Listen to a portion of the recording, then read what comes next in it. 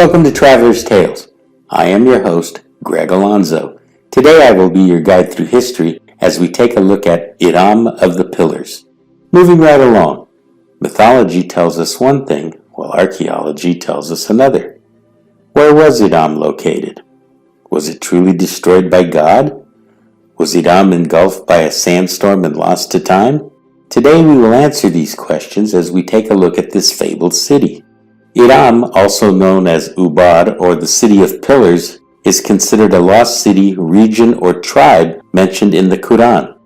Due to their wicked ways, God punished the people by destroying their city.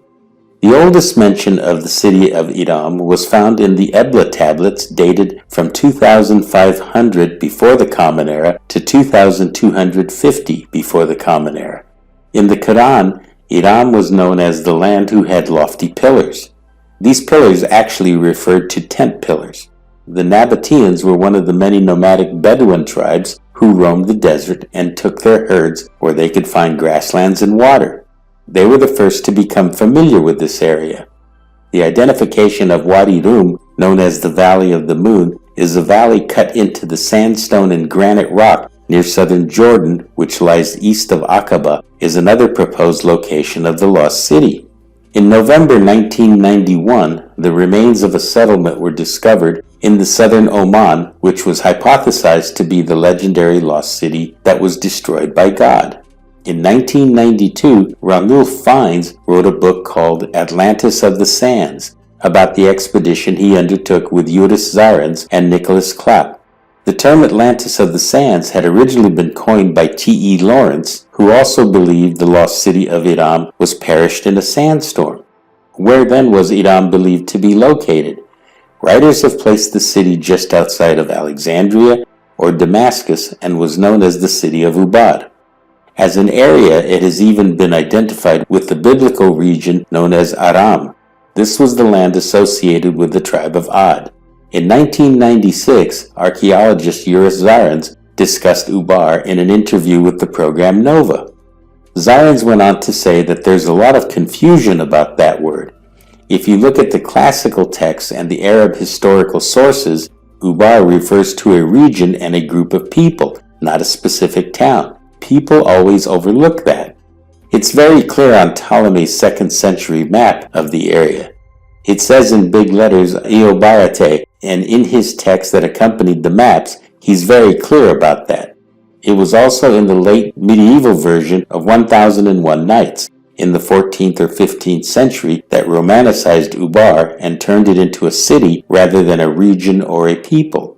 By 2007, the following further research and excavation, a study authored in part by Zarins, concluded that, as far as the legend of Ubar was concerned, there was no evidence that the city perished in a sandstorm.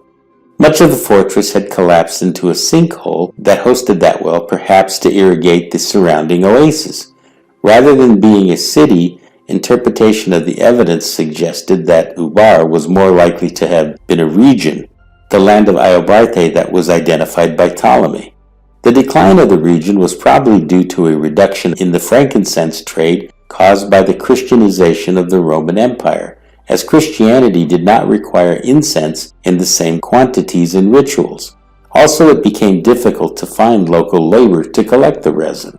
Climatic changes also led to the desiccation of the area, and sea transport became a more reliable way to transport goods. From 1964 to 1974, more intensive excavations were conducted at the ruins of the city of Elba. Over 17,000 clay tablets were discovered. Archaeologists have referred to this treasure trove of information as one of the most significant archaeological finds of the 20th century. Included was the information that referred to the city of Iram. Could the city mentioned in these tablets be in fact the city of Iram that was destroyed by God? What do you think? These days, the lost city of Iram has become quite popular in the realm of fiction. As mentioned earlier, it was first brought to the eyes of the West in 1001 Nights. It is mentioned in the stories of the city of Meni, Palamd Iram, Abdullah son of Abi Kalaba. Tales of Iram have also been featured in everything from novels to computer games. This brings us to the end of Iram of the Pillars. Thank you for joining us for this edition of Traveler's Tales. Don't forget to like and subscribe to Traveler's Tales. This really is the best way to help our channel grow. Until we meet again at the crossroads of folklore and fact, Cartistos.